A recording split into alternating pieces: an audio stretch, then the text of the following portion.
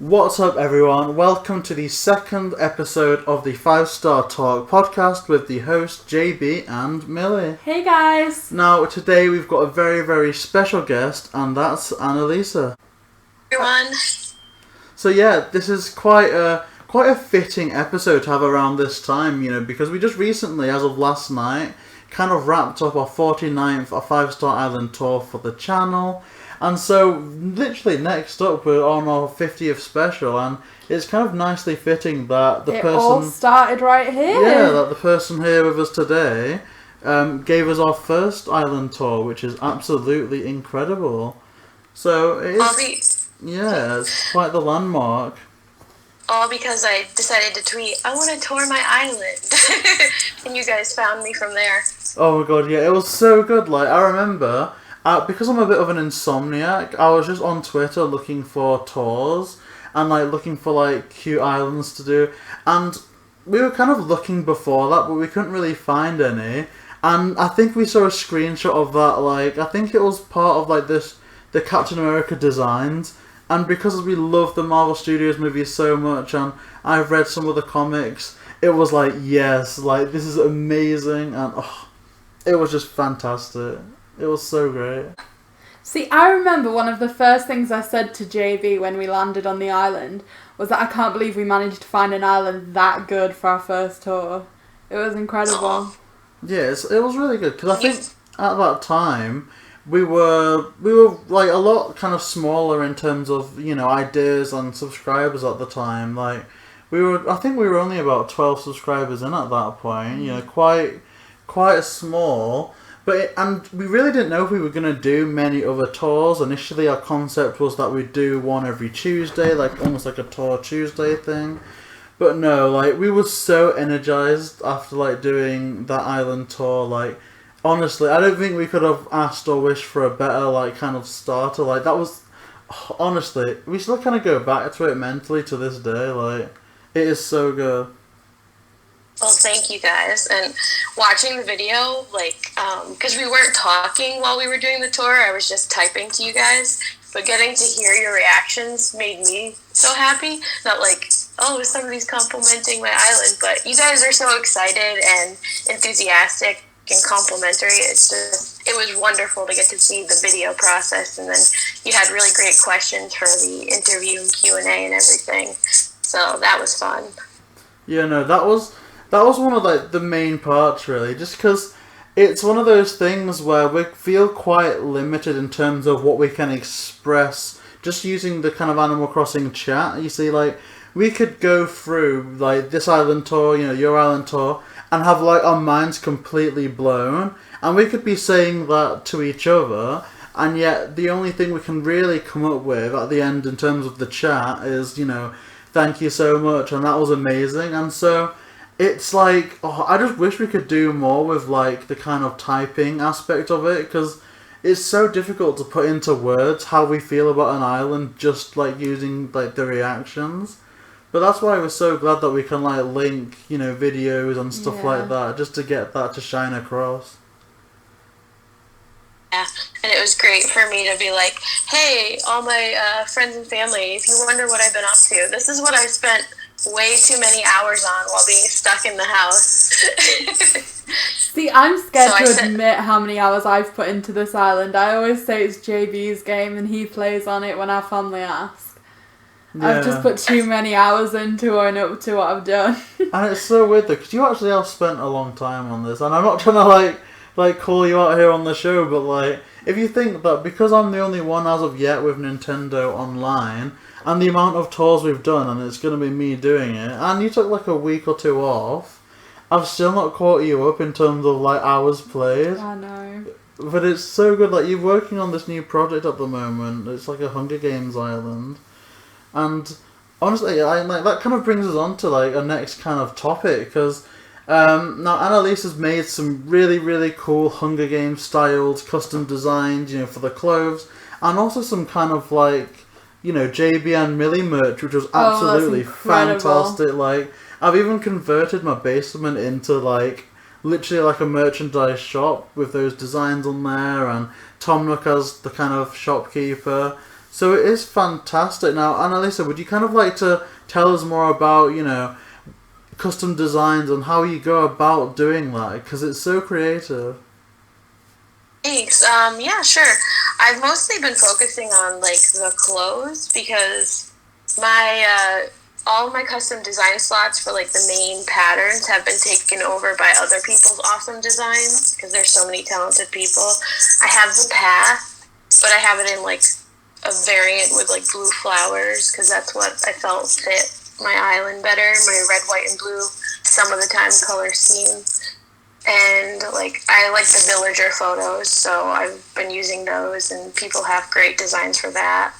But for the custom clothing, I was just like, I just want to make cute clothes for myself and my island theme, and almost like now that there's the Dream Island, people can check out the design portal, and if they want to pick up something, they can wear it while they tour and have it on their island when they're home, back playing on their own island.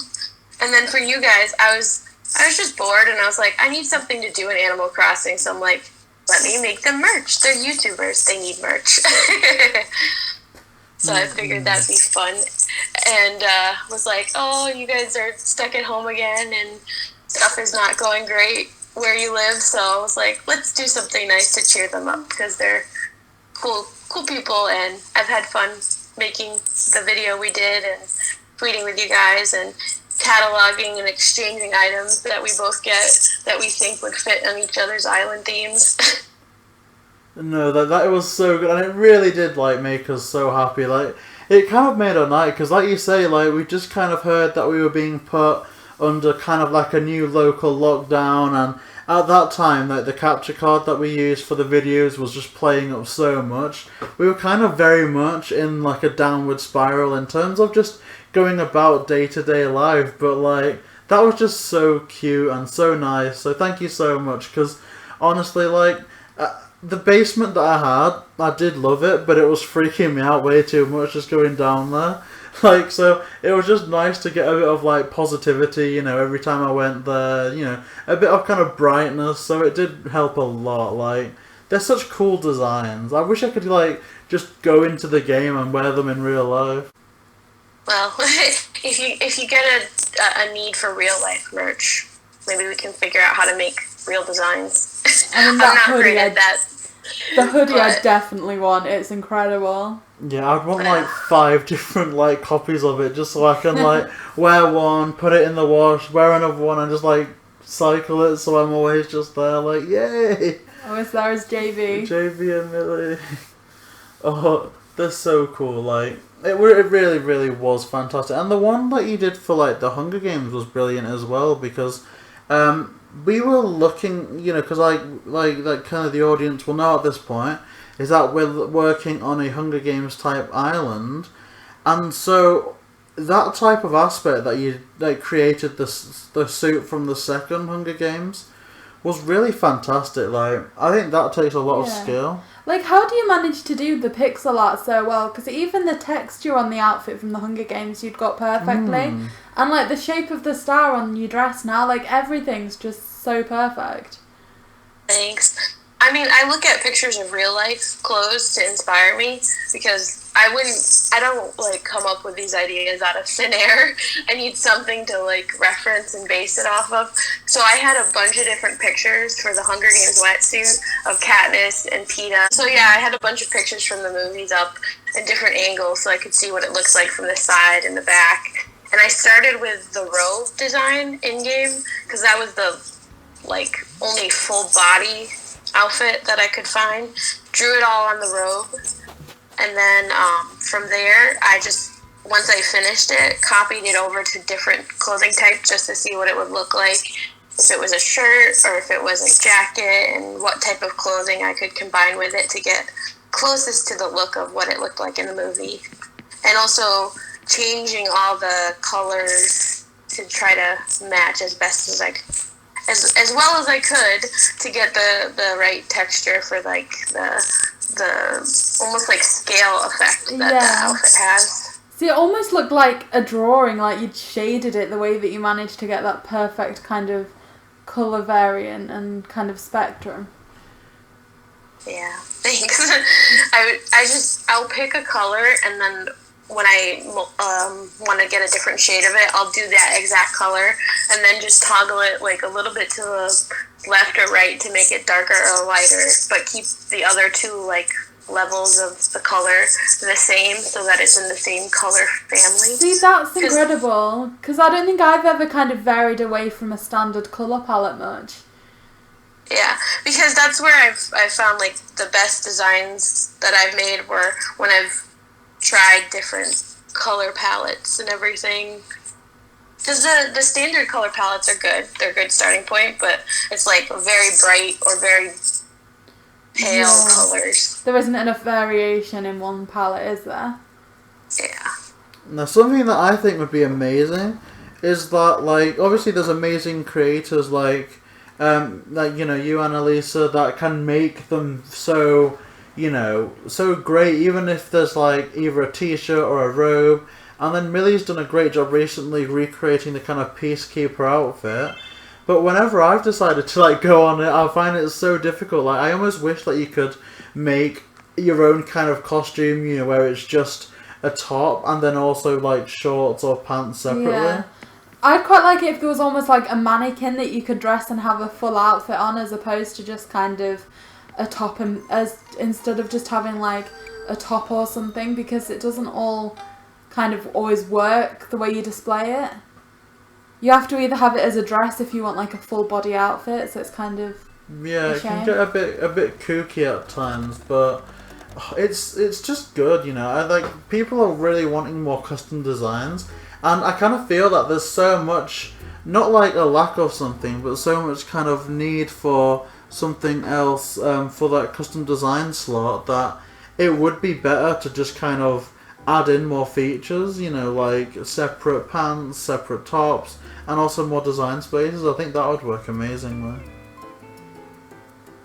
Yeah, and especially the Pro Editor, if we could do pants, shorts, like full body jumpsuits almost. Yeah. It seems like they could code that, but I don't know. I don't code video games. You can't customize shoes, can you, or anything like that? No.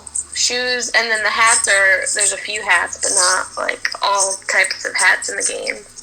See, I am really impressed at what people can do with the hats and custom designs. Like, I think that's really creative.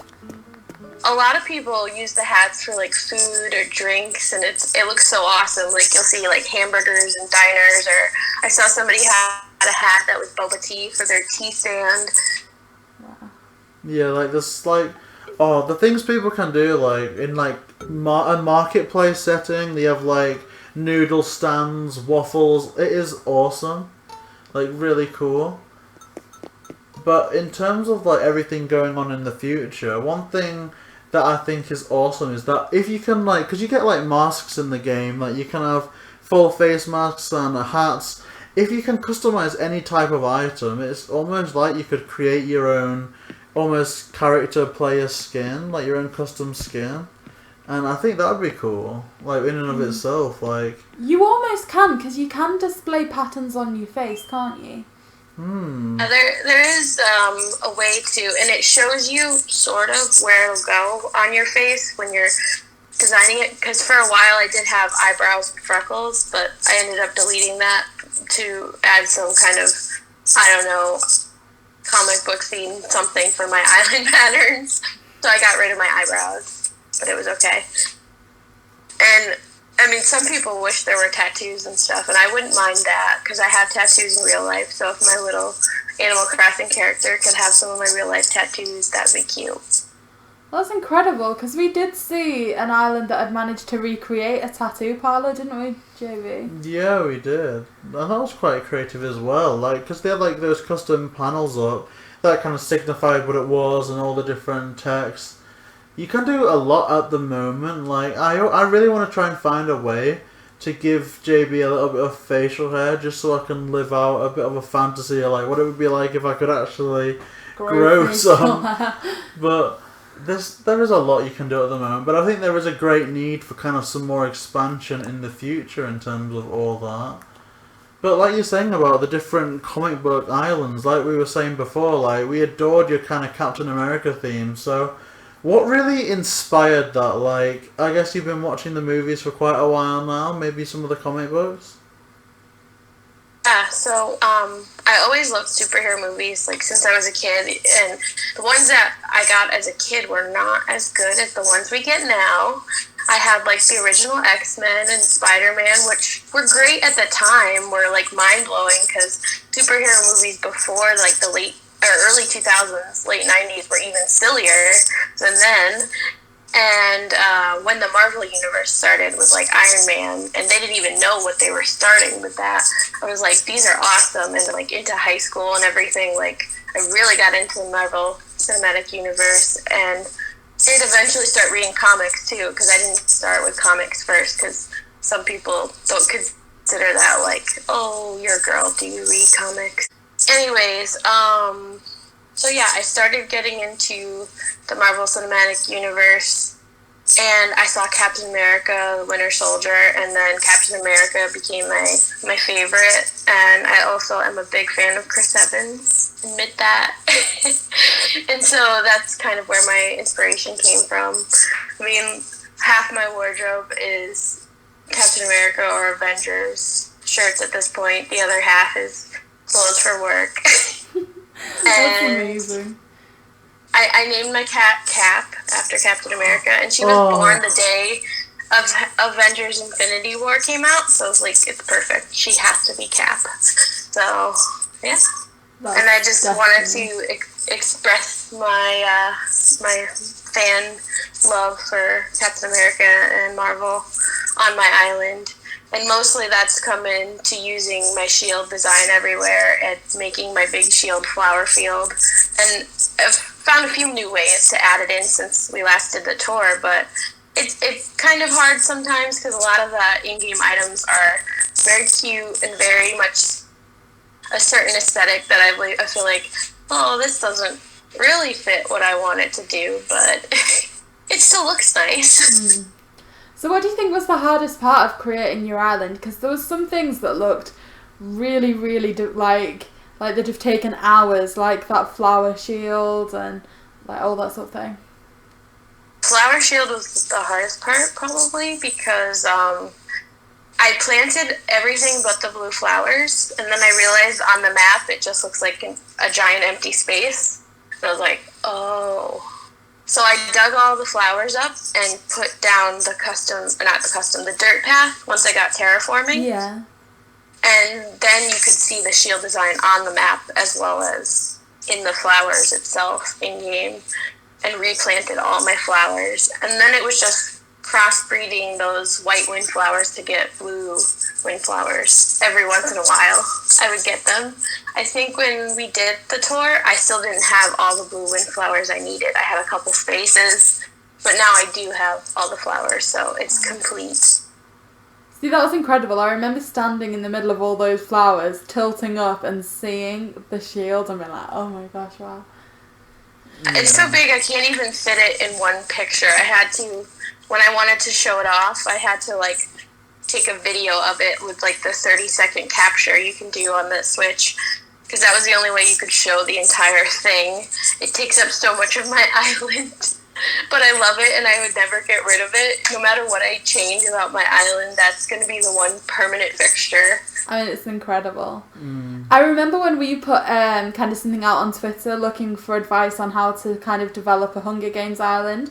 I think JayBee told me that you'd replied about kind of creating one out of the gold roses.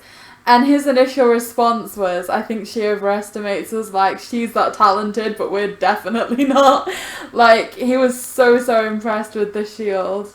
Yeah, I think I'd go as far to say, really, as in terms of island tours, because that was like a first one, and just seeing that shield, I think I'd go as far to say as, I think that was like the moment that we first kind of fell in love with doing like the tours and stuff. Like, I think without that tour going so well and it being so amazing, I think we might have gone on to do several more if we found them, but I don't think we would ever have done as many as we ended up doing. Yeah.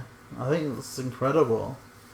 You guys have been busy touring so many islands. I've watched, I haven't seen all of them because there's a lot, but I've watched most of them, and every time you find somebody who does something different, it's awesome. how many talented people there are, and also your ability to find these people, because some may have a good amount of followers, but some of them don't have many followers, and it's always shocking to me how beautiful these islands are, and like, never heard of these people before. Oh yeah, like there's so many. Like I think one of the things that also like stuck out in terms of like your tour as well, I think the tweet you put out initially was the fact that you really wanted to kind of capture your island, but you didn't have a capture card. And it was one of those things where, like, after, like, seeing your island and everything, it's like, it would almost be, like, one of the biggest shames if this wasn't, like, immortalized in some way. And so, it's just, like, the amount of, like, really, really talented creators that we found, that if it wasn't for, I guess, someone reaching out, you know, the island would have just been not forgotten, I guess, because with the Dream Tour, you know, loads of people can take screenshots and screen captures, but at the time, before the Dream Suite, it almost just seemed that they would fall away, like, unnoticed. But no, it's been great, like... So it almost feels like we're preserving the islands, like, we can always go back to them whenever we want, because so many people like to restart their island once they feel like they've run a concept as far as it can go. But, like, knowing that the islands are always going to be there to go back to, on at least on video, is really good. Like, really great. It is. And it also is benefited by you guys just, like, reacting to it. Because it's one thing for a person to take you on a tour of their island and be like, here's this and here's this. But I think it's cool to experience other people's islands through somebody else's eyes who are completely or almost completely surprised by what they see, because you don't usually like look at a ton of stuff before you go, so everything is new to you, whereas opposed to somebody who's just showing off what they did, they may downplay what they've done, so you guys can present it in like the best way possible to say like, this is awesome, I've never seen anything like this before, which I think provides people a new way of looking at their own islands and a new way to see other creators' islands. Definitely, we'd like to think so, especially given that, like, I think that was one of the main parts about, I guess, doing them, is just the fact that it just brings a new perspective on things, like you say, and it's why, for all I really like the Dream Island and Dream Address type of thing, I don't think I would ever just favour that in terms of versus, you know, getting to a creator, talking to a creator and asking those questions at the end. Like, I do think it's so much better than the Dream Address type of thing, like, which it does have its valid points, but in terms of initial tours, it's just great to have that initial reaction.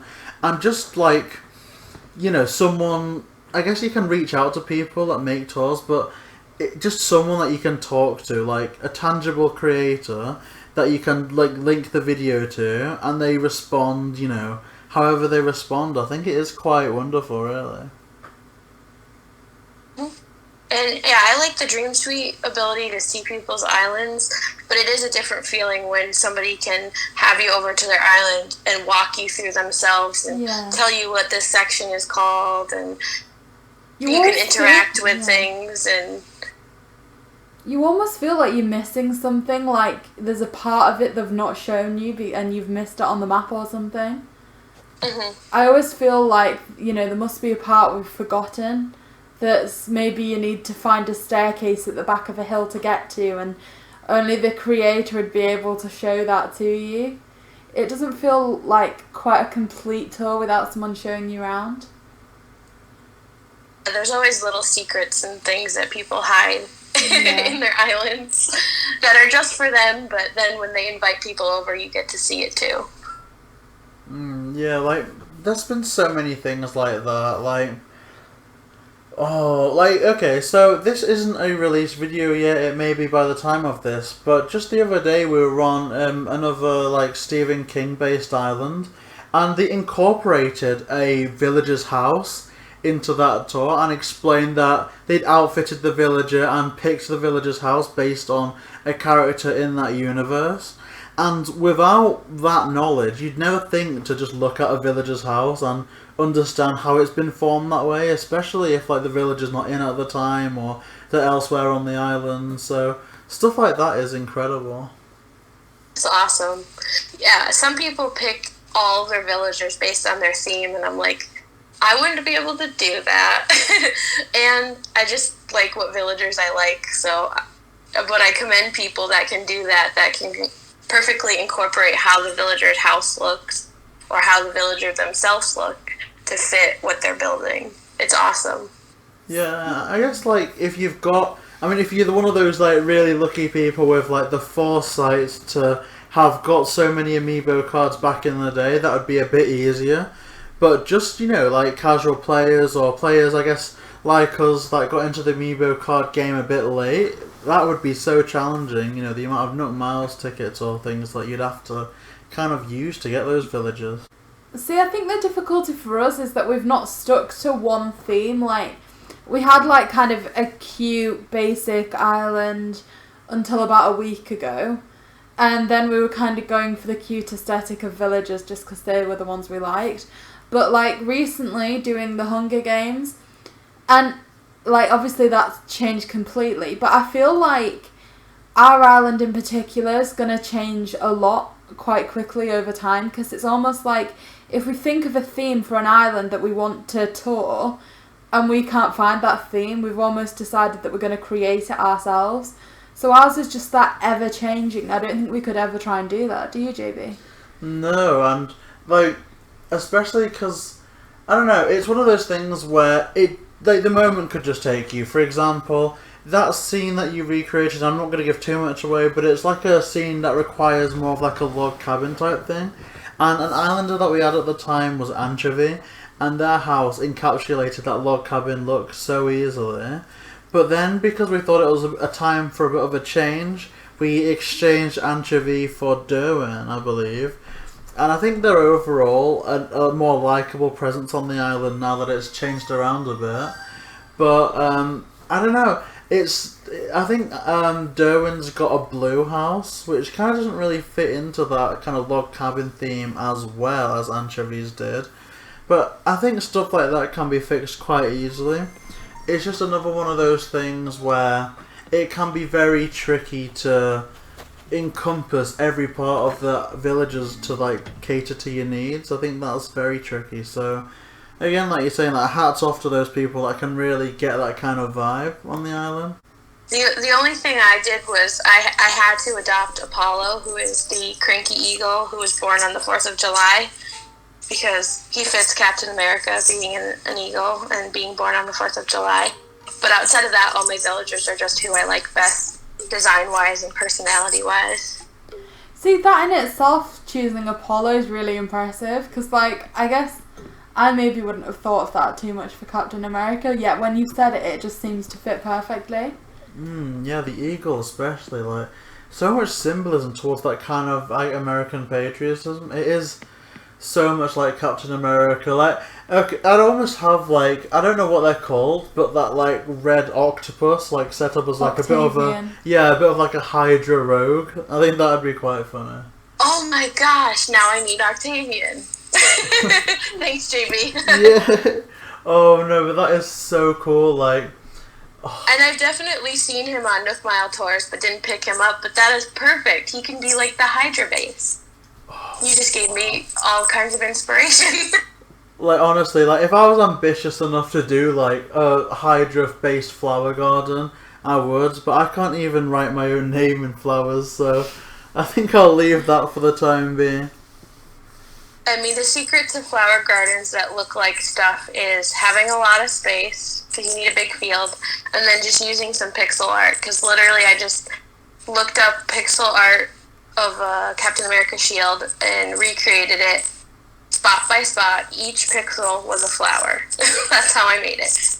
Pretty time consuming, but that's how the easiest way I've found to do it. But for smaller designs, like when I've made custom design ponds, I kind of just use pixel art as an inspiration and then just try to fit it in the space that I have, because pixel art takes up a lot more space in Animal Crossing than it does in other games like Minecraft, where you have unlimited space to do stuff and create stuff out of blocks. Yeah, that's a good point, because sometimes I feel like the island's almost too small. Like, we do some island tours, and there's just so many concepts. It feels like their islands are huge, but when you're trying to craft something and build something yourself, it just doesn't feel big enough or substantial enough. Yep, I understand that feeling. I've been trying to make an infinity gauntlet, and between terraforming and the items that I'm placing to try to recreate it, I'm like, I don't have enough space to put this anywhere. What am I taking down to fit this? And playing around with it, it's like, do I even like this enough to take down other parts of my island to put it here? So that's been a struggle to figure out. It's really difficult, and a lot of people that, feel that way still have a lot of space on the beach, but it's kind of knowing how to utilise that, because I feel like that's where I'm like kind of falling behind, is I'm not using the beach space effectively. Yeah, my beaches are pretty empty too, and it's like, what do you put on the beach? And also, we're about to change seasons for Northern Hemisphere. Like in a month or so, we'll be in fall, so our beaches and islands are going to look different, and all the summery items, do they fit when it's fall time? Because I haven't seen fall or winter on my island yet, so I'm excited to see what that looks like. We are too. And also, what am I going to change when I see it? See, there's a lot of new things coming in, I think, so it'll be exciting to see. More on that kind of Minecraft thing that we were on about before of the pixel art. One thing I would really, really love that they'd introduce in Animal Crossing, but I don't think they will, just because it'll kind of take away that kind of feeling of natural progression. Is I wish you could have a more expansive creative mode. Now they've kind of done that in Halves Island a bit to an extent, but I wish you could have like a whole island as a creator mode. I would love that. See, the one thing that kind of I felt was kind of a bit of a mistake almost with Halves Island was I wanted to see what the rest of his island was like. Like I remember the first time arriving there and just trying to find a way through the fence because I wanted to see the rest of the island, and I don't understand why we can't. Maybe that'll be something they'll add in future updates, or maybe it'll just be a mystery. Maybe. So speaking of updates, and we were saying about autumn as well, there is another update planned for October, and I don't know if you're familiar with the character Jack. I think they're kind of a Halloween special that's coming. What are you kind of hoping for in the next update? Yeah, I mean, I haven't played the previous game, so he'll be a new character to me, but I've seen like those this is what's coming next, this is what predictions are videos, and it looks like Halloween items are coming, which is exciting, and like trick-or-treating, so I'm assuming more costumes, maybe, hopefully, and getting to dress up your villagers in costumes, that'll be fun. Yeah. And seeing what those are. And I also saw some information about vegetables in the fall, but I don't know if that's happening or not for harvest season. Because there was a bunch of code that referenced like specific types of vegetables that people found references to. Wow, that could be really good. Yeah, because that's the one thing that I was saying that I wish you could do, because you kind of get that kind of therapeutic feeling, just watering flowers on a daily basis, but to add in more of like an interactive farming feel would also be very cute as well. I mean, I don't dislike the fact that we started playing the game relatively early, but I would just love to see someone's reaction, like if they got the game today, like where the Dream Suite's there, you've got fireworks, and you can dive straight away. I think that would be such an interesting outlet. Like even, I started in the end of April, early May, so I missed out on a lot of stuff that people had in March and April, and I got to have like red right away, and there was the bushes and everything that Leaf had right away, and didn't have to wait for all those to be added like everybody who started right in March. See, I feel it must almost be nice to have started around the time that we did, because I feel like if you started now, there'd be too much at once. Whereas I feel like it's a really nice progression to get these regular updates. Mm-hmm. Yeah, it's definitely kept me coming back when I felt a little burnout. When like, oh, I have this to look forward to. The fireworks have been fun. Implementing custom designs into those and inviting people over to watch my fireworks and things like that. Oh my gosh, we'd love to see them because I bet you've got like an amazing Captain America shield there. Yeah, it looks awesome with everything. And I just changed my entrance too, and I was like, these fireworks look so cool. That's amazing. Yeah, like... With time differences though, I think that the time I get my fireworks, you guys are probably asleep for Europe. That's probably the case. No, I'm bound to be awake sometime. Like, I'll just be there, like, I don't know. I don't sleep very well, but given the fact that that kind of led us to that first tour, I think it's all worth it. I'll sort my insomnia out later. But no, more on like these kind of updates. I mean, obviously there's your standard items that you just expect as you know, a given, like pumpkins, obviously. You know, cold pumpkin, cauldron. I guess brooms for a witch, you could maybe. Have brooms. Oh. Or like, you know, for like the bug day, you can get like a little. I don't know how to describe it. Like a bag, like an Indiana Jones satchel type thing, like where you put bugs. You'd have one of them, but you'd imagine it as just like a pumpkin where you put candy. But I don't know. In terms of like a trick or treat bag. Yeah. Yeah, that would be cool. I wish that they'd add in some other feature. Like, I kind of feel that because of the Dream Suite, that's something where you're actively going to other people's place, and a big part of Halloween is going to places on trick-or-treating.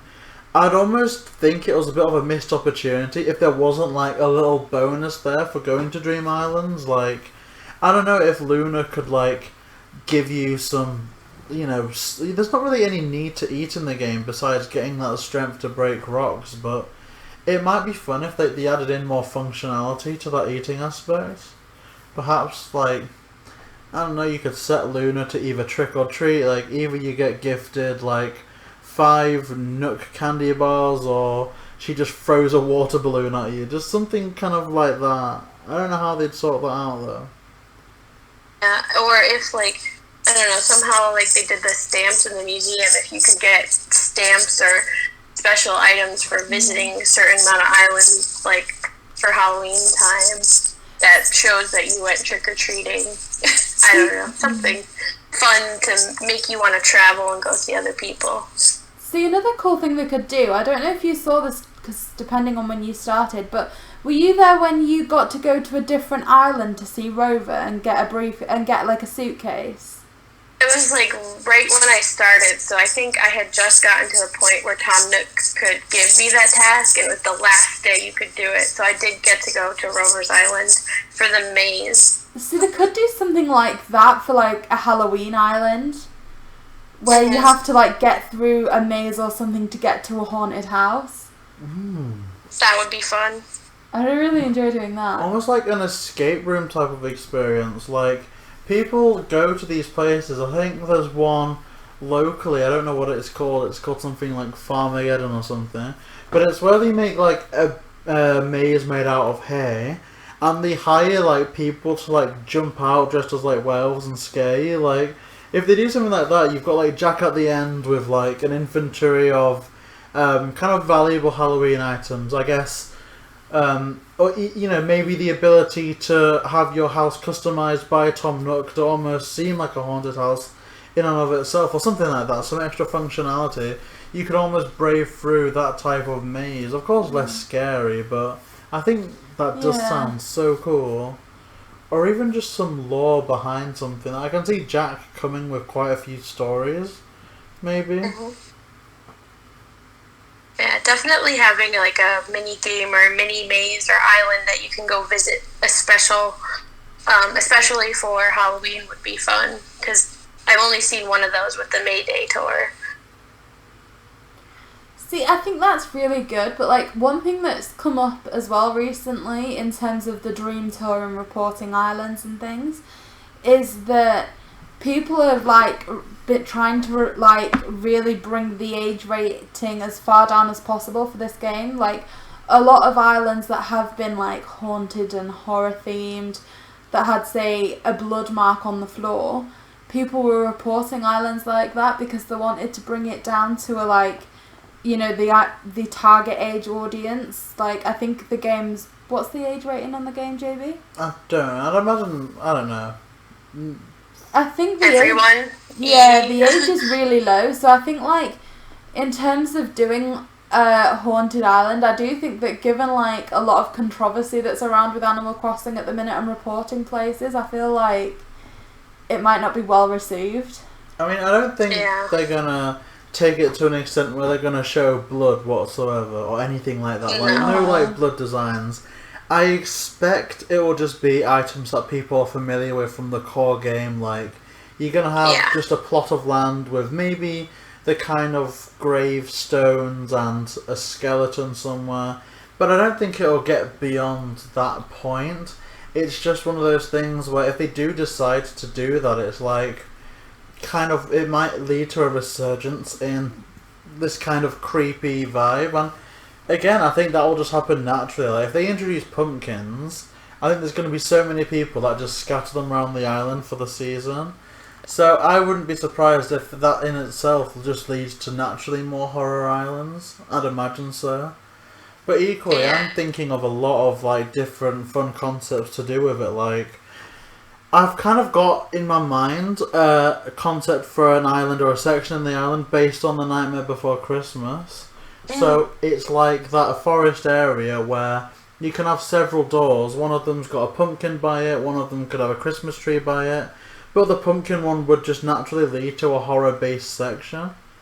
And just that alone, I think, sounds quite interesting. Like, I'm really looking forward to seeing what they're going to do.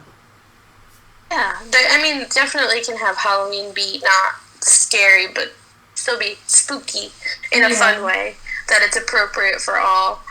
I also think with the Dream Islands, it's funny that people are reporting them because it's like you can't just happen upon a dream. You have to actually enter this long code. Yeah. I feel like it's kind of age-gated by that alone, that unless a parent is entering it for a kid, most kids are not just going to end up somewhere they shouldn't be. No. It'd be mainly just them going to the Friends Island, you'd think, wouldn't you? And with how it's set up, in terms of that specific numerical code, the kids more likely to stumble across like some unsuitable content just accidentally Google searching on their parents' phone. Like it is to that level where I strongly disagree with like horror theme islands getting reported on the dream code. Like if there was a dream code randomizer in the game, like just take me to a random island, I'd understand it a lot more. But like it is just that long specific code, and to that extent, I'd say it's fine. You know, obviously there's some islands that are report worthy. You know. Obviously, I mean, but people will find ways to do things they should, no matter what. But, or if you could set your island to be like, this island is suitable for everyone of all ages, or this island is only suitable for 18 and up, because on your Nintendo Online account, you have to attach an age. I'm trying to remember. I think so.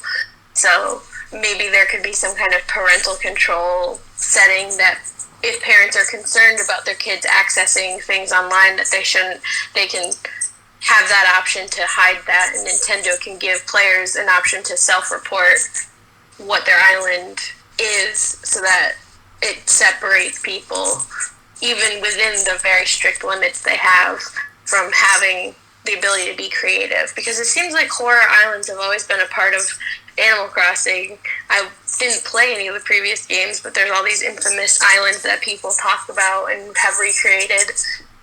So I don't know why they'd try to stifle that part of the community. Yeah, like we just recently visited one, the Ica Island, and like it's not too gory in that as such, but I think if you could read the translations, it does get quite dark in terms of themes. So yeah. It is very strange, but like you say, they've always been in the kind of games, it seems like, and it'd be a bit of shame to see them go away.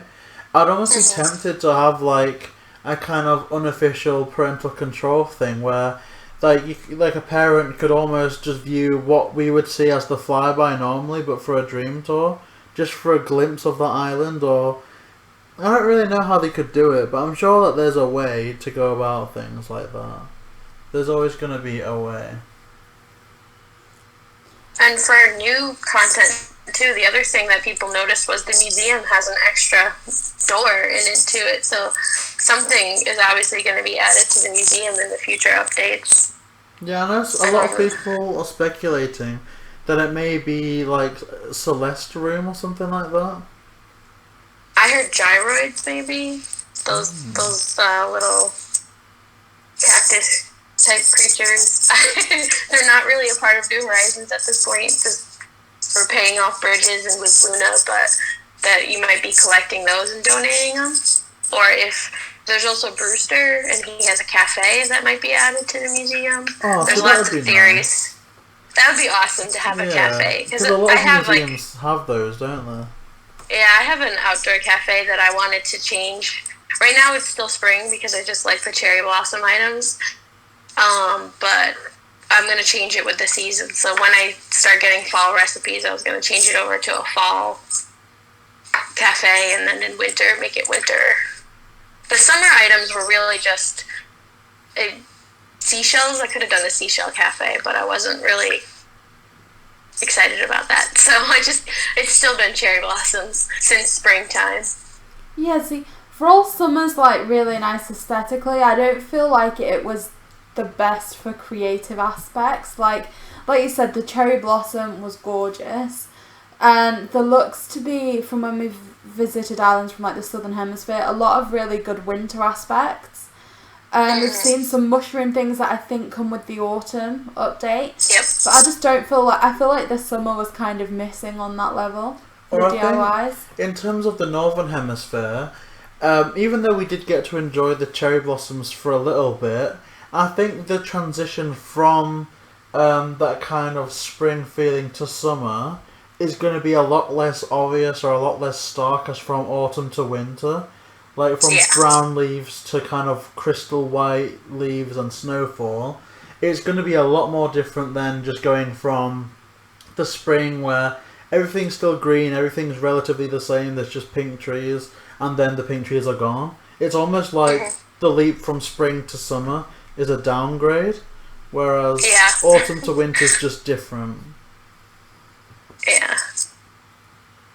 And, like, the seasonal items are fun, and I see people with all the seasonal items, and I'm like, do I want to time travel to get them, or do I want to wait to experience the seasons in real time? So far I've waited, but I'm tempted every single day to just time travel, be like, give me those DIYs, they look so cool.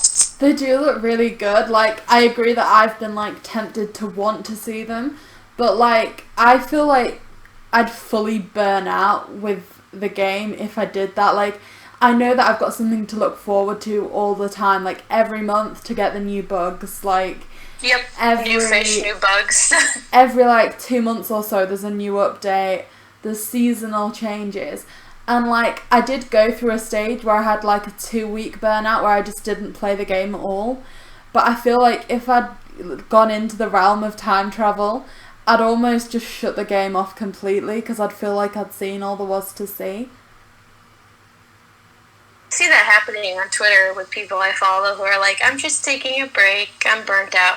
Or the whole reset, which every time I see somebody reset, I'm like, no, do you really want to do that? I mean, it's your Switch and your island, so you do that, but it's so much work and so much time. See, when I see something like that, I'm just like, oh, please let us tour first, because it preserves it. At least then, even if you don't like your new island, you could still go back and see what you had.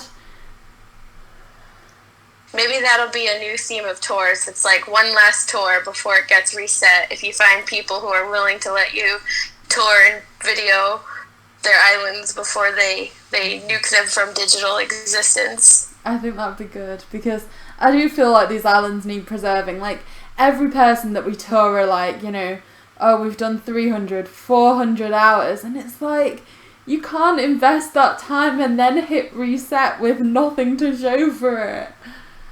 Yeah. And it's like with that kind of whole thing with time travel, I would like every event to be a huge event. So for all you can skip forward and get some, you know, I don't know what they've got for winter, like Christmas trees, maybe ice sculptures.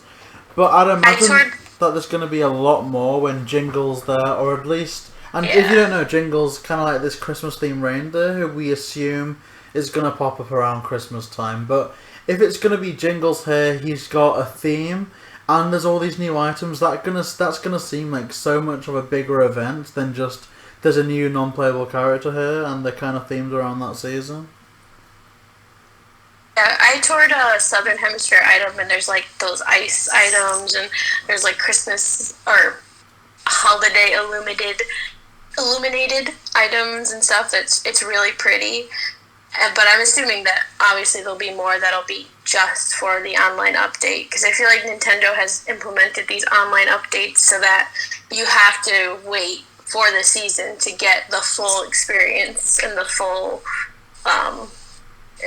expectation and what they want you to see for that event, not just the seasonal DIYs that are available in the game as it came. I really agree with that. Like, I do think the updates are so important just to kind of deter from time traveling a bit, because it's kind of like, do you want to see a half version, or do you want to wait and have the full experience? Kind of going back to a previous topic, more on the kind of like themes of islands and stuff. Like we've established, yours was an amazing Captain America theme. I really like what you were kind of saying before a while ago about the superhero movies back in the day being very different than now. Like, I mentioned it in episode 1 of the podcast that I was about, I don't know, 6 years old when my mum came back from the shops with a copy of Howard the Duck and was just like, hey, look, like, you know, here's this, do you want to watch this? Oh. And, like, oh no. That was my introduction to, like, I guess, a Marvel movie. If you can even call it that, but that was my first introduction. And it's honestly, to this day, probably one of the weirdest things I've ever seen, like... And yet... Were you, like, the only person seeing Guardians in the Galaxy and be like, I know him! It's Howard! Yeah, it was so fun, like... And to be honest, it's kind of one of my guilty pleasure movies, like, for all I didn't think much of it at the time, I've managed to get Millie to watch it, just... I don't know. It's just something that I think it's just worth seeing, just to, I don't know, just to see it, like... Just to be, like, baffled by. Just truly I've never watched the full thing. I've just seen clips online, and I'm just like, why? Who thought this was a good idea? I think his mum thought it was, like, this really innocent child show, almost like Donald Duck or something. And so to bring it... Like, she's to this day, she won't admit to the story because she's just so embarrassed that she bought this for her son. Like, oh my god. I mean, to be fair, it's marketed in a way where you can totally see that that's the case. But also, as far as I'm aware, like, the cover of that particular box was just an egg. There's 2 feet sticking out, and there's, like, a hole where Howard's mouth should be. And an arm sticking out with, like, a cigar. He's holding a cigar. And so, you kind of assume that it's... I don't know. It might be a bit edgy. And also the age rating. I don't remember what the age rating was. But I'd imagine it wasn't, like, a U or a PG. I think it's, like, 15. It's quite high. Really? That would be so interesting. And, the American equivalent, like, probably PG-13. I'm guessing. Yeah. But I don't know. But no, I watched that by myself, and you know, for all it's weird, I actually still to this day love the soundtrack. Like, I always love movie soundtracks, and I really like the theme for that. I love it a lot. It reminds me almost of the Captain America, just because it has those kind of horns. Like, I love Captain America's theme so much. I think Alan Silvestri did so good with that. The music is awesome. It just, like, especially Winter Soldier, like Bucky's theme or the Winter Soldier's theme when he comes out. It's so ominous. Like kind of like a low tone, then like a shriek when he goes into action. It's Oh, it's epic. I love it so much. But as far as I'm aware, I think Captain America's theme is the only consistent theme.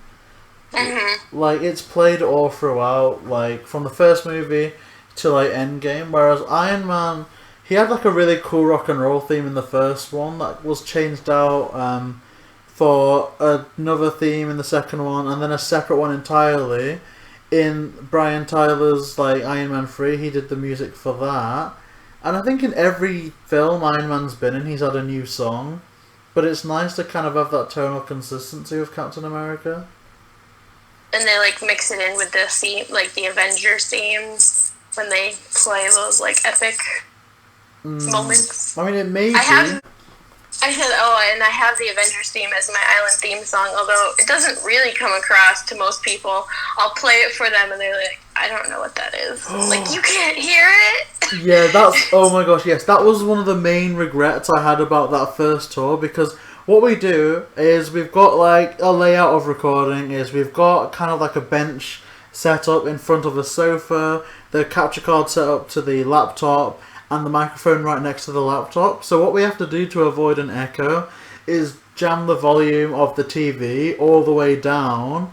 And so we weren't able to hear that thing. But then watching it back, I know there was an epic moment, okay, in that first tour that we did, where it just hits the hour, and all we hear is, like, the bell tower going, da, da, da, da, da, da, da.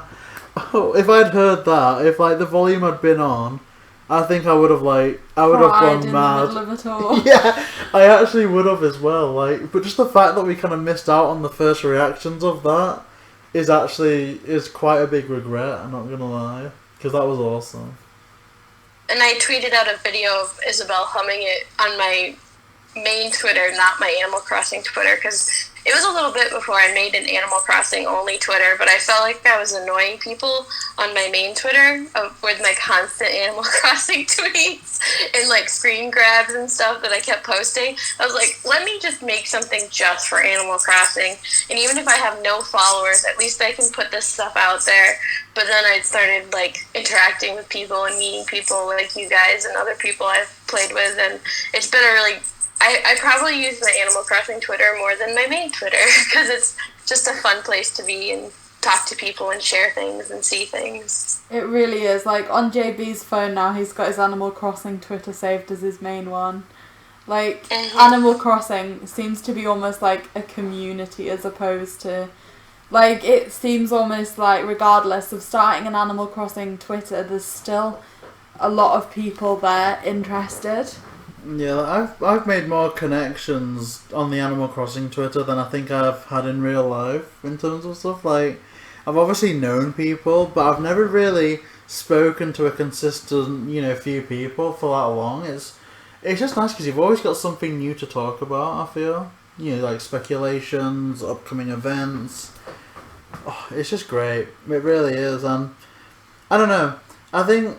In terms of those kind of earlier movies that we were talking about, like, Millie, we've just finished watching all the X-Men movies, yeah? And I think of the X-Men movies. And some of them are better than others, I think it's fair to say, like... Yeah. I loved them, and I really want to watch them again. Like, which one is it that you didn't like that much that I thought was brilliant, JayBee? You know what, I can only think it would have been X-Men Origins Wolverine. Yes, I really like that. I mean, I will defend the fact that I enjoyed the first 5-10 minutes of that movie more than a lot of them. I think the score of that scene where it's Logan and his brother kind of running through time, I think the scoring of that scene is amazing. I think that scene in general is one of my favourites of, like, all the X-Men films. It's just the rest... I kind of struggle to get into. It just seems a bit too obvious. Like, I don't know. I mean, I definitely preferred the ones with the younger cast, I think. But I think the way that I was introduced to them, like, JayBee just picked the one that he thought was the best and was like, watch this. And so we were kind of out of a time order in watching them. It's inconsistent anyway, though. So, like, as soon as we finished it, I was like... okay, so let's start all of these movies again, but put them in the order in which they happen so I understand a bit better. He was like, we can't watch them all again. I was like, yes, we can, they're great. I mean, X-Men has really thrown the timeline out multiple times, so it really doesn't matter what order you watch them in. I mean, it does a little bit, like the first three and then the second reboot where they did the new class, those have like an order, but they've messed with their timeline so much. See, I remember JayBee being sat with a pen and paper trying to explain the timeline to me so I understood the movies better, and he ended up just going in a complete circle, and he was like, there's literally no start point and no end point, this, just accept the movies as they are. Well, the only way I can fathom it is you've got X-Men Origins Wolverine in a separate kind of timeline at the start maybe, and then you've got X-Men First Class, and then you've got the original X-Men 1, 2 and 3. X-Men First Class is the natural start, but then Days of Future Past is the interference of that original timeline, which then created a branch timeline of Apocalypse and Dark Phoenix, and I don't know, it's just too confusing. Like, I had it all mapped out, and I've forgotten it, but I kind of just thought that First Class would be the natural start for any timeline. It's just in one timeline there's no time travel interference, and in another timeline there is. But in terms of those kind of older films, let me think what else there were. There were the Fantastic Four films, which we haven't seen together. I mean, I love Chris Evans, but those were rough. Gosh. It's just... Oh, and yeah, like you mentioned before, the original Spider-Man series. Yeah, the first two Spider-Man I think are awesome. I think the third one went a lot off the rails with like how they introduced Venom and how they had this like whole retconning of who killed Uncle Ben, and it's just like they were trying to throw in all these Spider-Man villains. They had Sandman and they had Venom, and they was still had... Or did Green Goblin end at that point? I don't know, it's been a while since I've watched those original Spider-Mans. Yeah, but like, the first two I love. Yeah, there's like 3 villains in that last one. You've got the new Goblin, who I guess was Harry Osborn after like avenging Norman. Then you've got Venom, who was Eddie Brock. And you've also got Sandman like running about doing stuff. It's very chaotic, very confusing. But even in that last one, there's still some stuff that I quite like, you know. There's definitely elements of it in there that's good. It's just all together, it's a bit of a mess. Yeah. And emo Spider-Man walking around with his, like, black hair, doing finger guns and weird dances at people. That's like a meme. Yeah. I mean, I don't know. I think it doesn't get... I mean, I think it's the same vein as how cheesy... the second one was with the raindrops keep falling on my head segment, but it's kind of, because that's cheesy, like that's no different from, I guess, the concept of Spider-Man going about dancing, but just in execution, how like goofy it all comes across, like, oh, and they even go back to that, don't, in like the new Spider-Verse movie, they start making fun of like that dancing. When they made fun of that, I was like, this is hilarious. Oh, I don't know why they did that though, but I think you wouldn't find that in a movie nowadays, so I just think I kind of look back at them, not as better times, but just so different. And the fact that Sam Raimi, the director of those, is coming on board to do the new Doctor Strange kind of makes me kind of think that that might be a bit more tied to the old way of things. I mean, Doctor Strange is absurd as it is, so I'm okay with suspending disbelief and having something that is completely not based in reality when it comes to Doctor Strange. So... Yeah, you could see, like, emo Doctor Strange. Oh, well, that would be weird. And, like, what Taika Waititi did with Thor and Thor Ragnarok, like, that was a complete reboot of The Thor movies were not my favorite until Thor Ragnarok. That movie is awesome and hilarious. And embraces the absurdity of what it is in space and superheroes and different things, but also is still grounded in the MCU and it's still an interesting story. But I'm excited to see what he does with the next Thor whenever they get to finish filming. Oh yeah, Love and Thunder. I think they're bringing Natalie Portman back for that one, so it all seems quite interesting. Like they've got a definitive vision of everything, and I think Taika Waititi's so funny. Like the way they voice Korg is honestly legendary. But I also, love that character. I think for Ragnarok, they do a lot for like, which is kind of weird to say, but they do a lot. I feel for Doctor Strange, like he wears like gloves in that movie that he only wears in Thor Ragnarok, but I love that look for like the whole costume, and he's never worn them since, but I really like that. Well, hopefully they'll remember and bring them back for the next Doctor Strange. But For me, like in terms of the MCU, one of the big things for me, because I'd not watched them before I met JayBee, and he kind of introduced me to them, and I like half-heartedly watched them, and then we saw Endgame together. And just seeing that, I was like, okay, I want to go back and fully understand every single character now and, like, see all their stories. Because for me, Endgame was just an amazing, amazing movie. Yeah. Yeah, I watched them in the weirdest way. Like, I've obviously loved, like, the original Spider-Man all throughout. Like, I mostly watched the Spider-Man movies, so obviously I watched the original trilogy.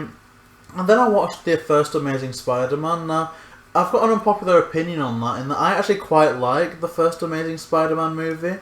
It was different, but I kind of like that shift. I just wish that they didn't lose vision for the second one, because I kind of feel that a lot of people that didn't like the first Amazing Spider-Man were like, you know, why did we reboot it? Why didn't we just agree, like, to continue with the Tobey Maguire series?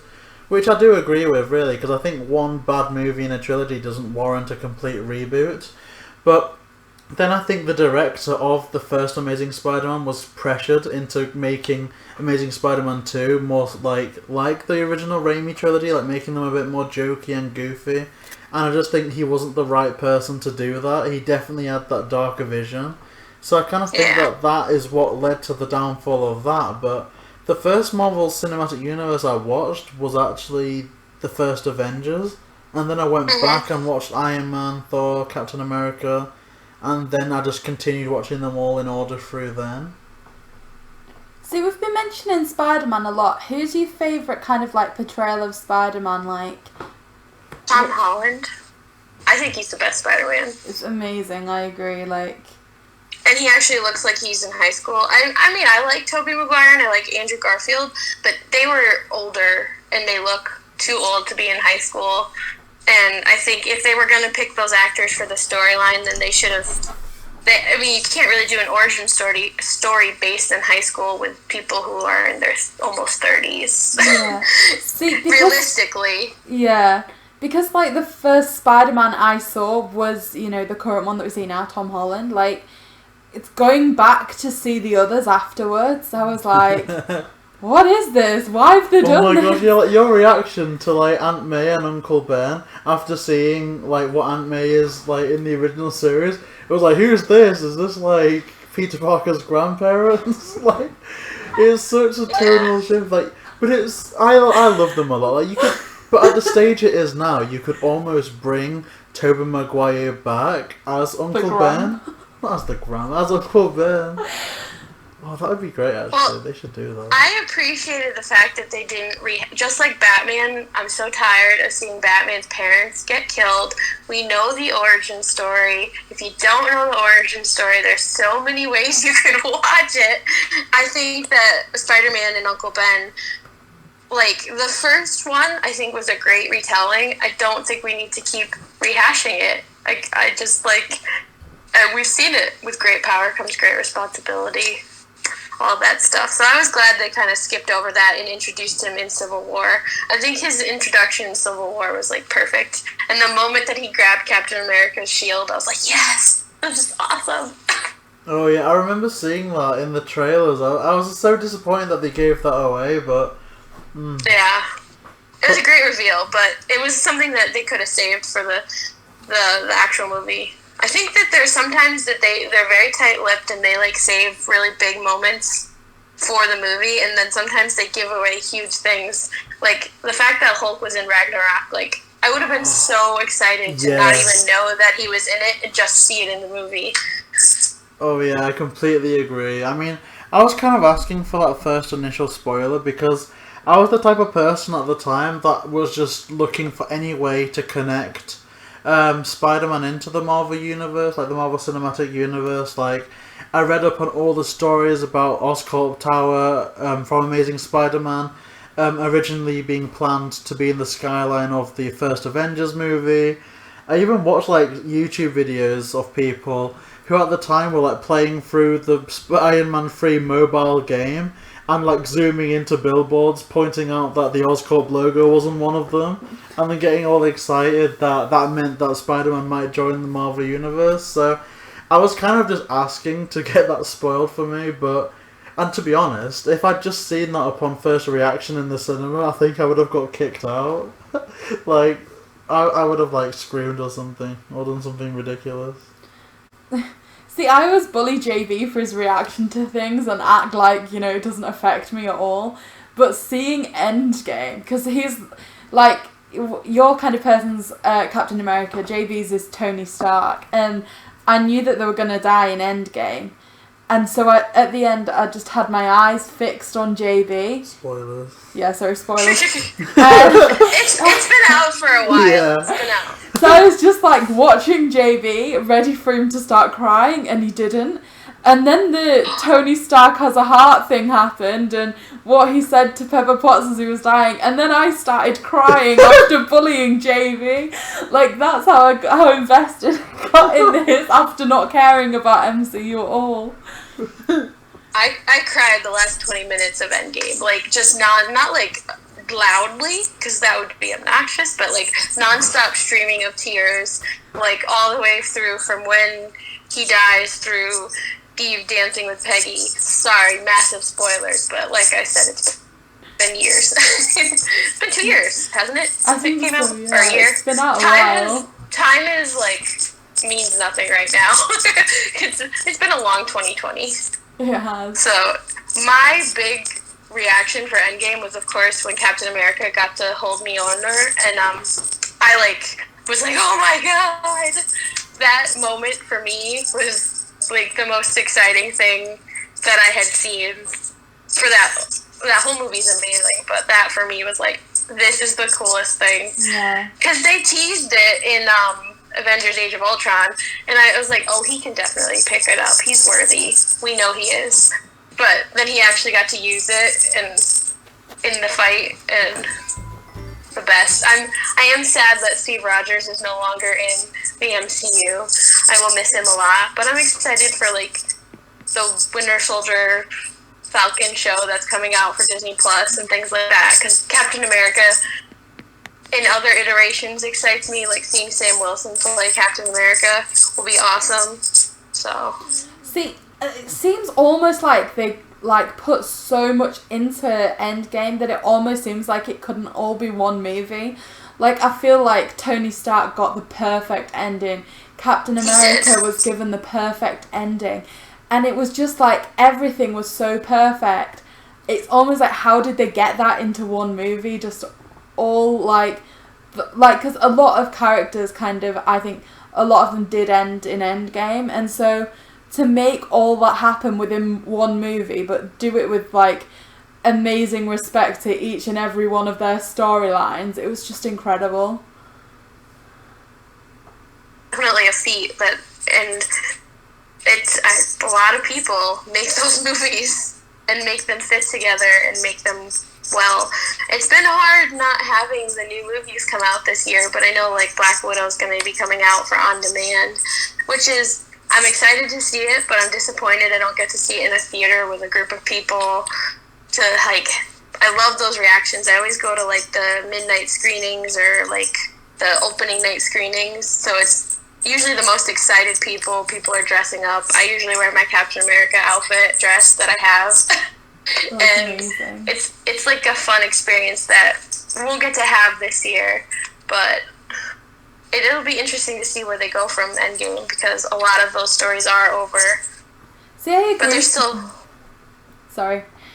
There's still characters to look forward to see what they do next. There are, and it was kind of like Endgame was a big opening point for Spider-Man almost to kind of further that character quite a lot, wasn't it? Like, I really liked, what was the one that just came out, JayBee?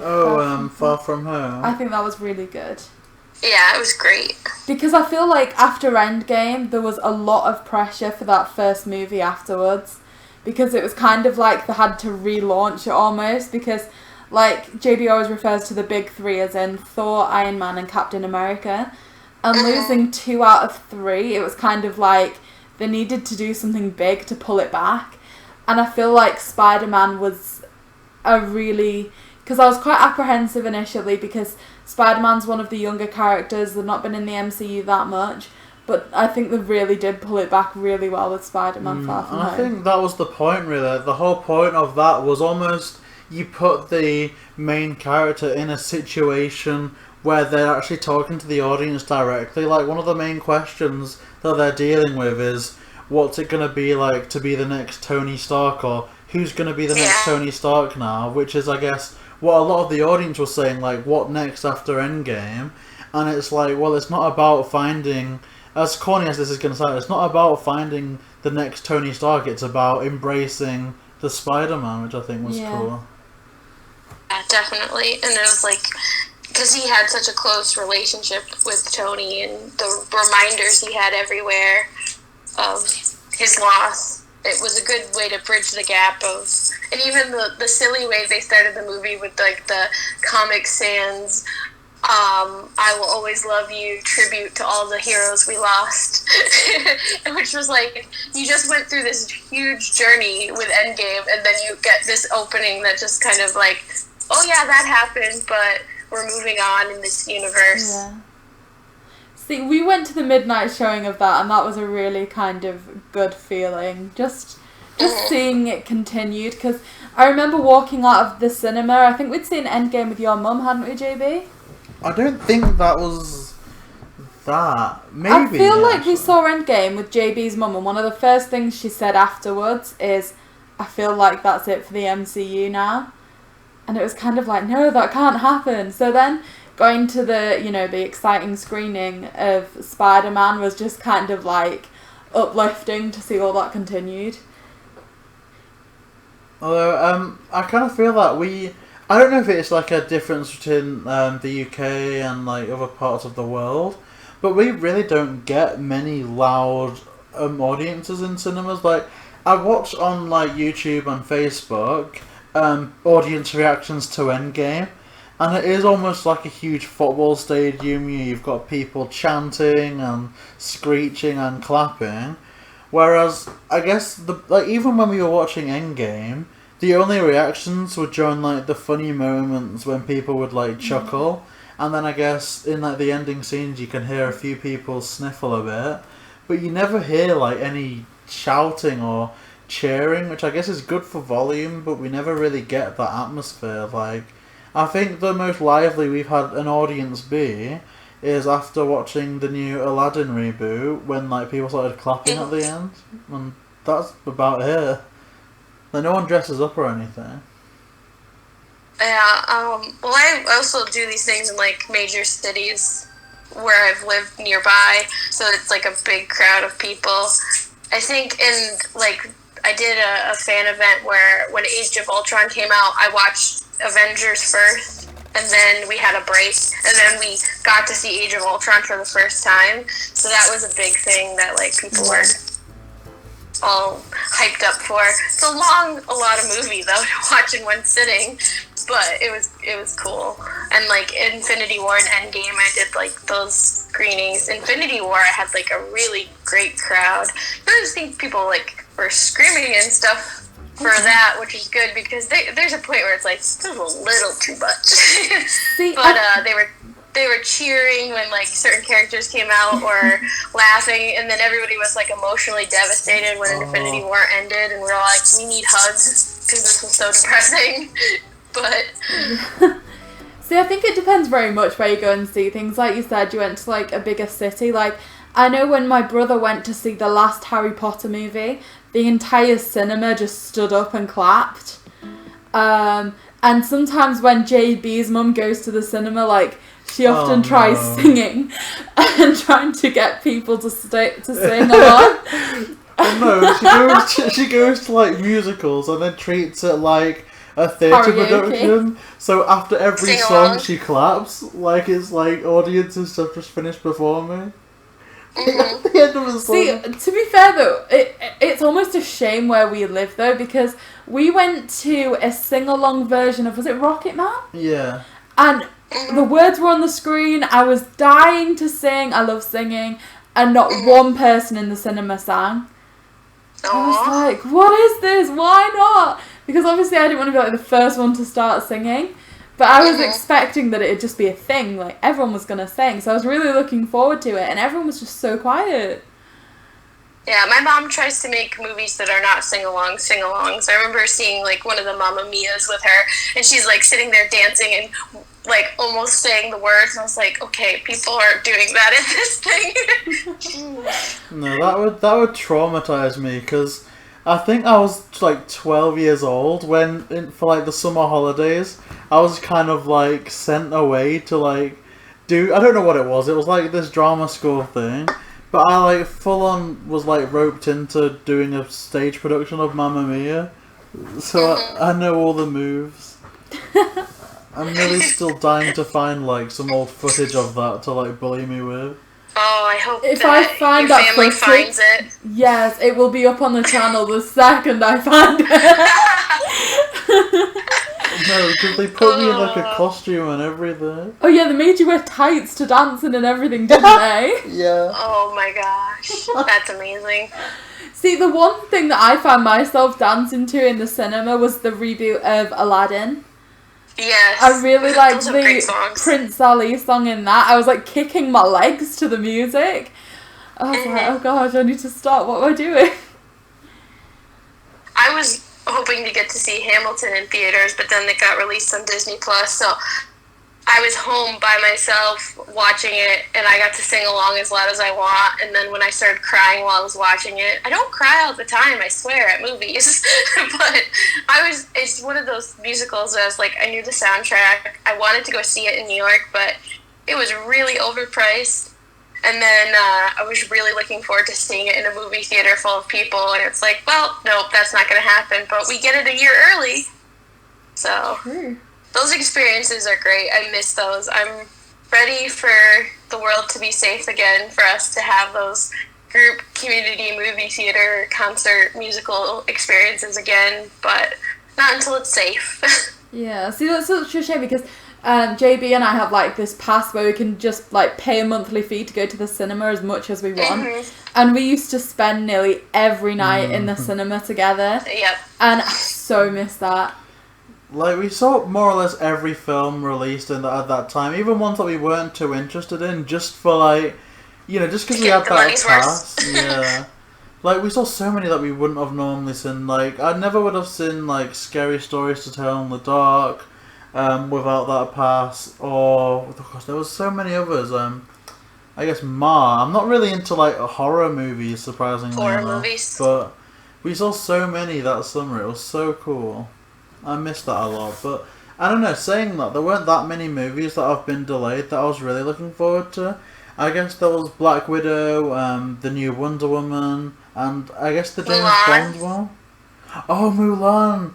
Oh, but then I've read some things about that where it's like, I'm the worst type of audience for those Disney reboots. Because my main criticism of the new Lion King is that they don't do enough different. Like, they have hints of things, like, you know, Scar hints that he kind of wanted to be with Mufasa's wife, Sarabi, before they kind of got together, but he kind of lost out on that deal.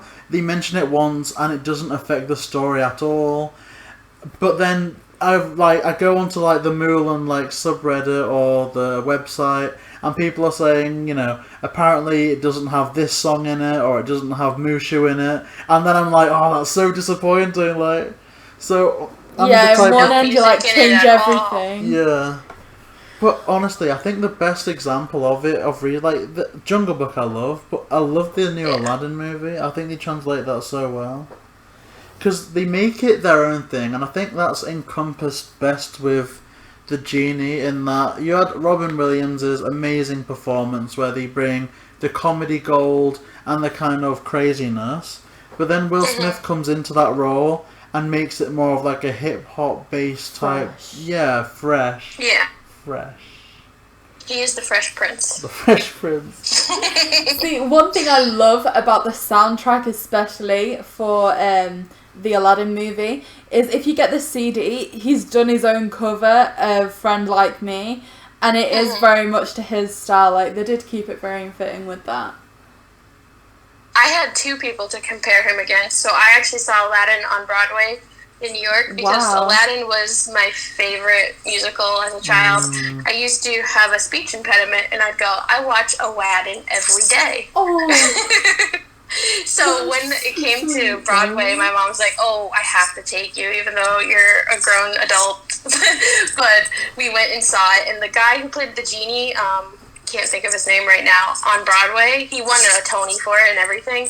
He was amazing and like such high energy and was dancing everywhere. And there's only so much you can do in a live performance. You don't have like the CGI or the animation to make it fantastical. So your personality and your singing has to make it that fantastical world where you're showing Aladdin all the things you can do for him. And he was amazing at that. So I had Robin Williams from my childhood, and I had this actor from the Broadway show, and I was like, okay, Will Smith, what do you got for me? That's incredible. Like, we completely agree with. It's amazing what they can do on stage without the CGI.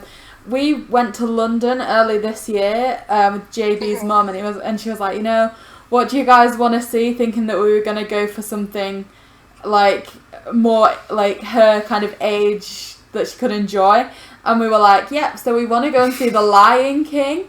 And like, she's like, are you sure? And we're like, yeah, that's what we want to see. And she was like, Book of Mormon's on, you know. We're like, no, it has to be Lion King. And just how they recreated things, like they had people walk through the audience as like animals. The way that they'd done the scene where there's the stampede coming down into the where Simba is when his father gets killed, like just the way that they'd done that kind of stampede with these like rolling effect things, it was so good. But you have to be so creative. Like, you can only begin to imagine the type of people that has produced this and imagined how to recreate these things on what really is a little stage in comparison to a production set. The costuming in The Lion King is incredible, and like the dancing choreography. I've seen it twice. I saw it on Broadway, and I live not too far from New York City. I don't go there all the time, but I have had a few trips in my life for special shows and things. And then I saw it with like a national tour that came to a city nearby, closer, and it was amazing both times I got to see it. Wow, it's incredible. Like the costumes are like you say are so good. Like they've got like people there to just like act as like blades of grass, whilst there's like this kind of this machine rigged up to act as like prancing deer. Like, it is magical. It is so good. Disney, besides Marvel, is my other favorite thing. So that's why I was so obsessed with that Disney Island that I was like, you guys have to go tour it, because I know she's still working on it, but it's definitely got these perfect little spots for little photo shoots or videos that just recreate the magic of little moments from Disney movies that I'm like, I just love this so much. It is incredible. I remember, because one of my favourite Disney movies is Tangled, and the way they've recreated that, I was literally speechless. I was just sat there and my jaw had fully dropped. And so this is one thing that we don't get enough of, like when we do our tours, is I'm very much like, I react quite physically as opposed to vocally. And so my jaw had just fully dropped. I was like gawping at the screen like, this is amazing. That was the first thing I saw of Beth's Island, was the Tangled thing she had set up, because I actually got inspired by that, and I had to take it down to move stuff around, but I kind of recreated it. I had a little waterfall, and I put those lanterns that she had, and I downloaded her custom pattern. I was like, hey, you inspired me with that custom pattern. I love this so much. It is incredible. And so amazing. Started following her because I just love those little scenes. But that Tangled thing was the first one that Twitter was like, here, recommended. It shows you tweets of popular things that popped up. So that's fun. So good. If I had a second island, it would be hard not to resist the urge to do something like that. Disney or whatever other theme. But I only have one Switch, so only one island, and still Captain America. See, I like, for a lot, I think I would be very upset if you were one of those people who wanted to change the theme of your island, because just that, like, there's just so much work that's gone into it, and, like, it opened my eyes again to the game. Like, you've managed to customize so many things that I didn't even know were customizable, like the ribbon on the teddy bears and stuff. Like, it's all just so amazing. Yeah. I'm almost grateful for the dream codes, because, like, it kind of satisfies that urge to change the theme of the island, because you can visit other ones so easily. Yeah. With the customization, I think it was using, like, Harv's Island for the wedding update that I was like, wow, you can customize all these items. And then I started, like, just throwing everything in the DIY table and customizing it. And some patterns that I have, like, don't work as well, so it's okay, I'll change it. I try it, even if it doesn't work, just to see how it'll turn out. I mean, it was so amazing. I think JayBee and I ended up just playing a game where we were trying to spot the Captain America shields everywhere. Just like, oh, I wonder if that's customized. It is! Is that customized? Yeah. Oh my gosh, you can customize that with Captain America too! Even, like, above, like, that kind of round bit above, like, some of the gas pumps with Captain America. Yep, and the diner clock. Yeah, it's like a wonderland. It honestly is. I finally got the coffee mug that you can customize, so those are in the diner now. Captain America. That's amazing. With the shield. Oh no, like, it is so good. Like, it's such dedication to the theme. Like, even in things that you wouldn't expect to be themed that way, like a diner, it's all throughout has been so well. Like, we'd love to, like, go back there and retour at some point, because it honestly is so good. It's incredible. Thanks, and I'd love to have you guys back, especially as I keep adding and finding new ways to update it. And now, apparently, I'm going to be on the hunt for Octavian to make him a Hydra base. Oh, no, that'd be so cool. Like, oh my gosh. Because I think one part of the Winter Soldier that was so groundbreaking was that Hydra reveal. And honestly, I think I'd go as far as to say that I think that was, like, the one time that I really thought, like, besides the snap, that the MCU was going to completely change. Winter Soldier and, like, the changes that came with that movie. I have a funny story about that movie. And spoilers. I'm always great about, like, avoiding spoilers. Like, I will turn off all my social media, or I think with Endgame and Infinity War, I had this, like, 50-word list of words I had muted or blocked on Twitter, so I didn't get any spoilers before it came out. My mother went to see The Winter Soldier before me. Shocking. I was busy with, I think, college at the time when it came out, so I didn't get to go see that one early. And then she calls me after she sees it, and she goes, oh my gosh, you'll never guess. The bad guy was his best friend, Bucky. And I was like, what? Why would you tell me that? Why would you ruin the whole point of the movie? I mean, it's not hard to determine that was Bucky because of actors and different things, but, like, I was really trying to avoid spoilers, and I still, like, to this day will be like, hey, remember when you ruined the Winter Soldier for me? Oh my god. So she's not allowed to see movies before me because she can't keep her mouth shut when it comes to those kinds of twists and surprises. See, I'm really lucky. My mum can't watch a full movie without falling asleep, so she won't remember a single word to say. Oh, but that was awesome. Now, have you watched any of the kind of Marvel TV shows at all? I watched watched Agents of S.H.I.E.L.D. for a little bit, but I didn't really get into it. And then the Netflix shows, I watched Jessica Jones. I like that one, but it's pretty dark and pretty heavy. So it's a different tone than the cinematic universe. And then I didn't really watch the other Netflix shows. Yeah, Jessica Jones was quite dark. I mean, I only watched series 1 of that. I didn't find that I engaged with 2 or 3 much at all. Yeah, and the Defenders and everything. I think they were interesting, what they were trying to do. I don't know, it didn't hit the same interest for me that the movies did. But I'm curious to see what the Disney Plus shows will do, because I think what I've seen so far of those looks cool, so... Yeah, like, I really do... Oh, WandaVision looks amazing, and the What If series sounds cool. I mean, I know that's going to be more like an animation-based thing, but if it, like, leads to a pathway to, like, more expansive storytelling, more, like, real alternate reality things, I think that's all the better for it, if they can just come up with, like, the weirdest storylines possible.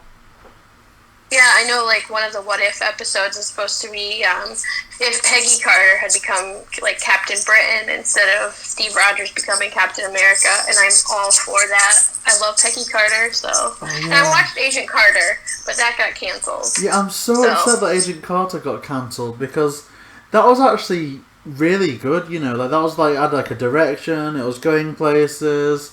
And they've even validated it further with, like, the person that played Jarvis coming back for Endgame. Mm-hmm. But I just can't think. The only reason why I can explain why they cancelled it when, like, you know, there's other shows that have gone on a lot longer is just the fact that they had bigger plans for Agent Carter in the Marvel Universe and didn't want to, like, cross over continuities too much, but... Not sure. And I don't think a lot of people watched it as much as the other shows. I mean, I don't know, like... It didn't seem like it. Agents of S.H.I.E.L.D. Season 1 got kind of really bad, like, bad reviews, bad reputation, like, up until the Winter Soldier kind of part of Agents of S.H.I.E.L.D., everyone had kind of, like, gone a bit stale on the show. Now, I think ever since the kind of Winter Soldier reveal on Agents of S.H.I.E.L.D., I really do like that show a lot, like... I love the end. So I should go back and watch it? I mean, I don't know. It's a bit of a chore in that if you've kind of already seen a few of the episodes before, it does take about, I think, 12, 13 episodes to get to that reveal. But I think from there, it's the pathway to Season 2, which introduces some of the best characters on the show. Season 3, which has this... brilliant storyline, and I think my favourite Season 4 because that introduces so many different things. Like, I don't know, it's once you get past that first part of the first season, I think you're in for a really good time. It's just a case of if you can or not, you know, and it's not unwatchable, but it gets to the stage where it just seems so inconsequential that it does get a bit jarring. See, I wish you'd told me all this before I agreed to start watching them. Yeah, but we watched one episode, then you abandoned it. I intended to go back to it. I agreed to watch all of them with JayBee before the last series comes out, because I think they've just finished filming for that. And yeah, I didn't know how many episodes there were until JayBee's just said that. No, I mean, there are good moments in the original series. Like, you get to know the characters a lot more, and... if anything, it's almost better to look back at, because I've only seen up to Season 6, but where the characters are and how they are at the end of Season 6 is dramatically different from Season 1. So, from that point of view, you don't just have static characters that start off like, you know, your standard heroes or your standard people, and they just kind of do more adventures. Like, you can see the progression. It's probably one of the best shows for character progression, like... There's one character at the start who kind of seems like a bit of a wimp. They're kind of stuck behind the desk for a while, just there analysing things robotically. But then by the end of it, the things that they do and the things that they accomplish is so cool. Like, it is great from that aspect. A bit like Harry Potter, you know. You see them as kids in the first one, and then by the end they're like full-fledged adults doing all that. TV shows definitely give you more time to develop those kinds of storylines versus movies, which are only short bursts of time. That it takes multiple movies to see those changes. I think I held a grudge for Agents of S.H.I.E.L.D. because they brought back Agent Coulson, and I was like, you just invalidated what happened in the Avengers. Does death mean nothing in this series? But I would be curious to see how it actually turned out, because I didn't really give it a chance. I was just like, I'll watch a couple episodes. Meh, I'm not into it. Yeah, like, I do, yeah, that does make sense. I mean, they do bring it back round in that there's definitely, and obviously I won't spoil it in case you do decide to watch them, but there is a definitive cost for that revival. Like, it isn't just a case of we're, like, bringing Coulson back and everything's happy now. There's a definite emotional price, a kind of character development price to it.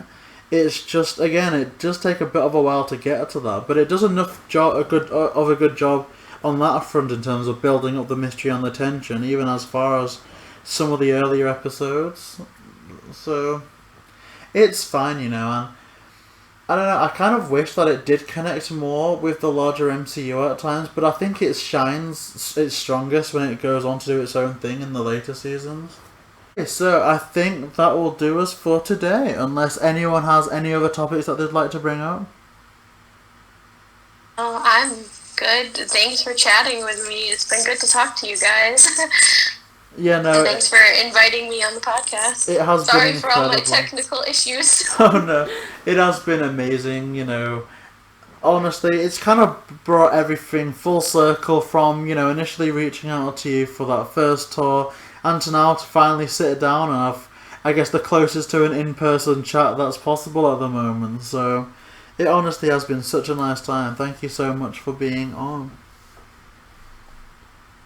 Thank you for having me. But yeah, I guess, like we say, that will do it for today. If you enjoyed this episode, please make sure to like, comment, and subscribe. Annalise, where can we find you on Twitter? You can find me on Twitter at it's AHNAHLEESA.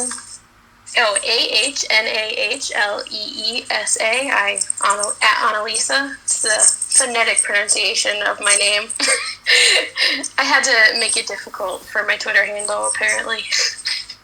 But no, it is well worth it, because, like you say, like, there's so many awesome custom designs, and you really do need to check out that awesome island. We'll probably include, like, a dream address in the description, because that Captain America flower field is stunning. Like, just see that, and you'll want to visit the island forever. Like, it is that good. It has to be seen to be fully appreciated. It's like brilliant. Annalise said, it doesn't all fit on one picture, so you do kind of need to visit to really get the feel, but it's incredible. And you can run around as much as you want and trample the flowers. I won't yell at you. If you did that on my actual island, I might be a little bit upset, but it is fun to run around through the flower field in the dreams. Definitely. And you can find us on Twitter at JMillyVids. This has been another episode of the 5-Star Talk.